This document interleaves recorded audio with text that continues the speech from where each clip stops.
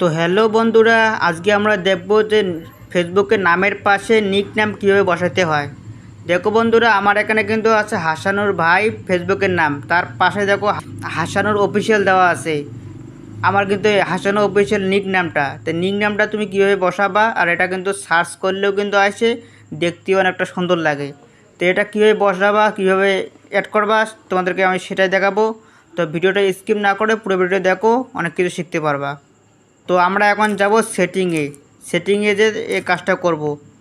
দেখো বন্ধুরা, three dot আছে, থ্রি ডটে টাচ করো। তারপর যাব সেটিংয়ে গিয়ে দেখো পেজ সেটিংয়ে টাচ করো।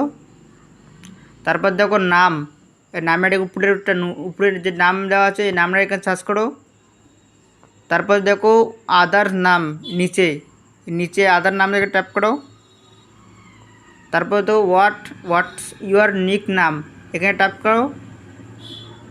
তারপরে যে নিক নাম দেওয়া আমার ওখানে কী দেওয়া আছে, হাসানুর অফিসিয়াল। তো আমি এখন দেব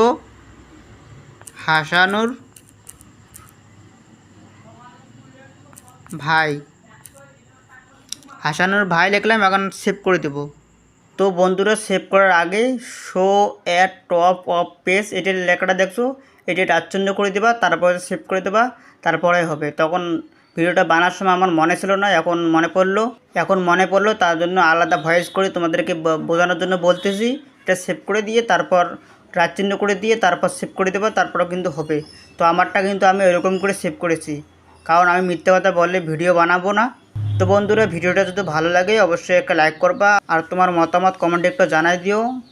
আর নতুন হলে একটা পেজটা ফলো করে দিও, ইউটিউবে একটু সাবস্ক্রাইব করে দিও। এতক্ষণ ভিডিওটা দেখার জন্য অসংখ্য ধন্যবাদ।